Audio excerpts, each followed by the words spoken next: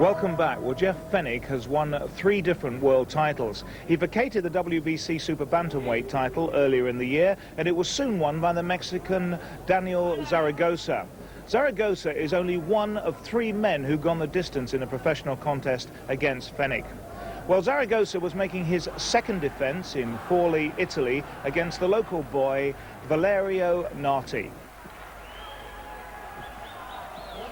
And there he is then, the champion making his 2nd defence there, Daniel Zaragoza, whom I certainly noted in the Moscow Olympics back in '80 when he defeated Britain's Ray Gilbody and Ireland's Phil Sutcliffe.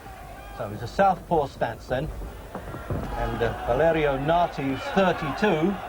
He's very well known on the British scene, the EBU Bantamweight champion from '80 to '82 and the European featherweight champion from '87, '88. So he's been around quite a lot, and he defended his championship against John Feeney and won that in Italy. So the Italians have bid to get this champion to make a defence here, because they always think giving their man home ground advantage. This little town not too far from Bologna. A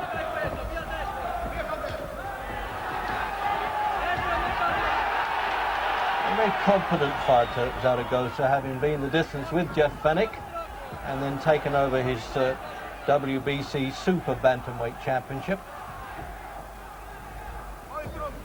That's the division now formed between Bantam and Featherweight.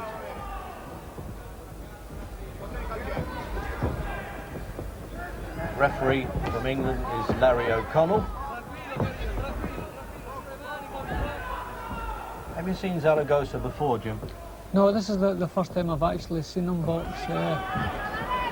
I can see already that Nati is really fired up. He obviously, his first world title chance is a long time in coming.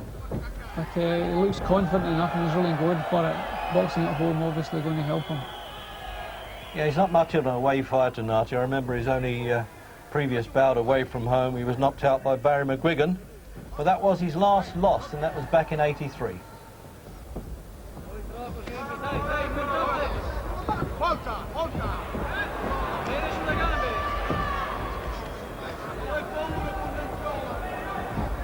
Mexican fighters normally are good travellers, though, as we've seen with the great Julio Cesar Chavez, and right down the line from Ruben Olivares. You can take them out of Mexico and they can still fight.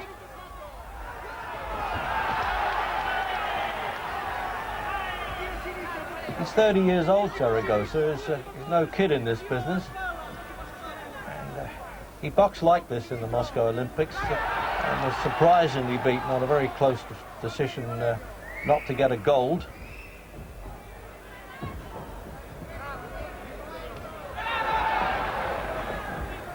And he also did well, Jim, to winning career just prior to the Olympic Games, one of the well-known Lees, as they have a million of them out there, and apparently that nearly caused a riot, but at least he got the decision.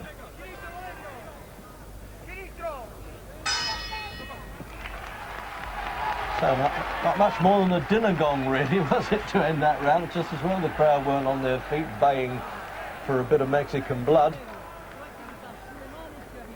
So there's the rundown. As I say, a very experienced fighter, Nati, at 32, and you can tell by the looks that he doesn't get hurt too often. So into round 3. And it's just steady stuff, isn't it, from the champion Zaragoza, Jim? Nothing explosive, but confident. Yeah, some of his movements are a little bit disjointed. But he should be catching Nati a lot cleaner than he is catching him, I feel, because Nati's coming straight and he's not moving his head. Zaragoza certainly has more power than Nati, but at this stage he doesn't seem to be using that power. I think he's going to have to start backing the challenger up and using the power. Well, he's got to do something. It was his first shot at a world title, Nati, and in his home country. One of the great arenas in Rome or Milan, but they all turn out big support. And the local chambers of commerce and tourist boards, they like to have big-time boxing in their towns, puts them on the map a little bit.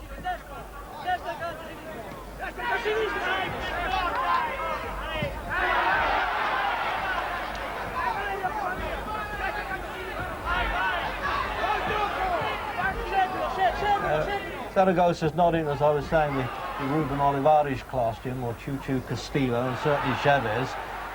But he looks like he holds a punch well, doesn't he? He takes a bit of shift, and he must have done to stay the full distance with Fenech. Yeah, he's very strong. He has good punching power. His punches that have been landing high up until now, so we're not seeing the full effects of the punch. But I feel he should be trying to back the challenger up. I think he's allowing the challenger too much leeway. Although having said that, Nati's really fired up. He really obviously sees this as his one and only chance of picking up a world title. Dear old man Branchini, the sort of Jim Wicks of Italy as a manager.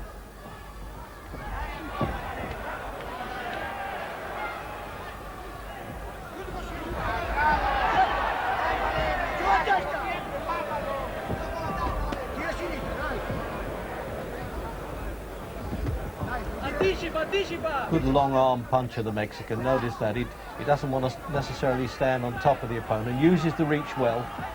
There it is. He sent home two thumping left crosses, which again caught Nati a little bit high, but stunned him slightly. You could see the effects of the punch. Yeah, it looks like a bit of a pet punch, doesn't it?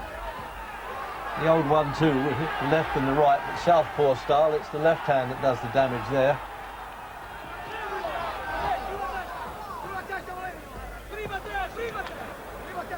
The former WBC Bantamweight champion as well. Take time off. I don't know how much time, about 3 1/4 seconds there, I think Larry O'Connell was asking for. The warning for misuse of the head.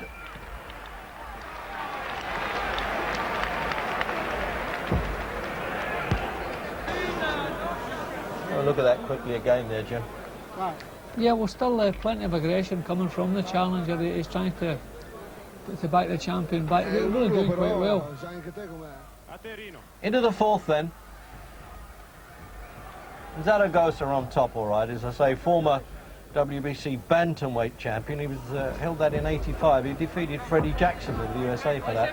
But he lost to Miguel Laura and now moved up to this division. So many titles to be won now between mini flyweights and featherweights.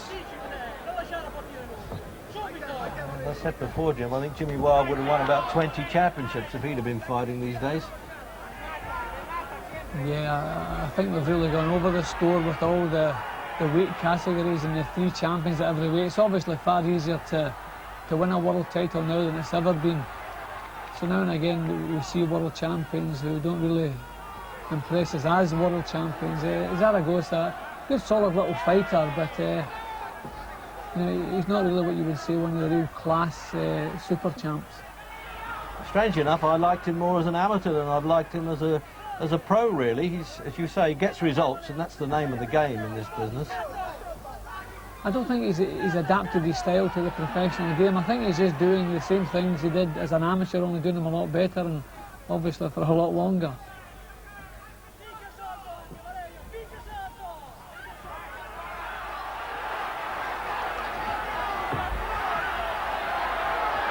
It's a good, brave stand there by Nati. He's knocking on a bit for this division. I mean, 30 is a great divide at all weights, but certainly in the lower weights.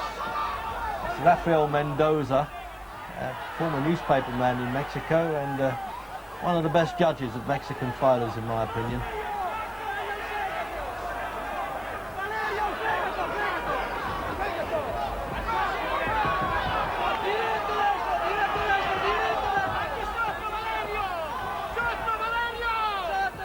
He's still using the long arm punch that it goes. He knows how to keep the Italian off. So I get the impression now the Italian's just pushing himself on. I think he's really feeling the pace now. He's just willing himself, and he's making a lot of mistakes now he wasn't making earlier. He's not quite as compact as he was. He's still trying to back the champion up, but he's just losing that little bit of compactness he had earlier on. Yeah, he's been a pretty good fighter nonetheless as European champion. Nati defeated Billy Hardy in the 4th round back in '85. Danny Lee, Scotland, Steve Cleek, John Farrell.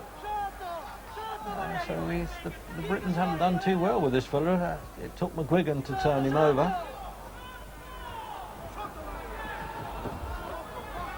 As As you say, Jim, first and possibly final thing for Nati, and he's giving it all a go. And apologies all round there from Zaragoza, who doesn't want to get himself into trouble away from home, hostile territory.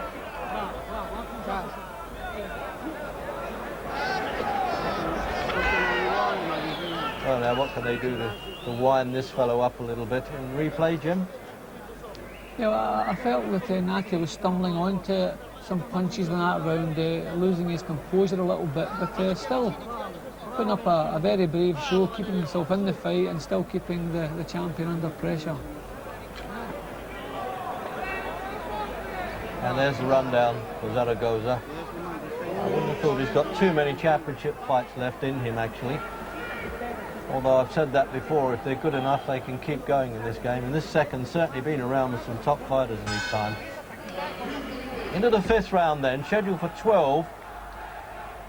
And there's the challenger just running out of gas a little bit now. Not ambition, I don't think, but physically he seems to have been wilting just... Oh, what a shot! Right out of the blue. He's been showing him that punch, Jim, that left hand all through. He let it go there. It was perfect, and it really travelled quite a way there. Caught him on the chin. Whether it was short or long, he certainly got the message. And it's all over then in the fifth. Larry O'Connell, obviously to the rescue. He's actually counted him out there in the act of rising. And in his second defence there, Zaragoza remains the WBC Super Bantamweight champion. And Mendoza there, look as though he just left the office typewriter, giving him the congratulations. Jim, there it is. Yeah, a lot of power in that punch, and it caught Nati bang on the chin, and you could see the effects all the way down to the feet.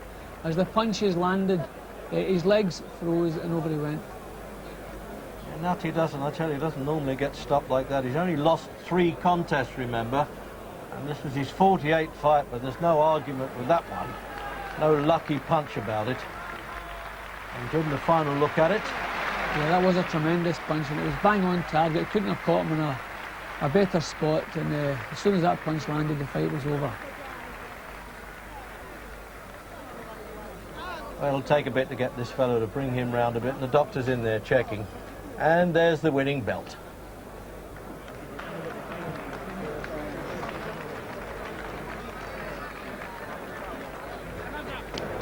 So that short left hook after 66 seconds of the fifth round, making it a second successful defence for Zaragoza. Well, now for the result of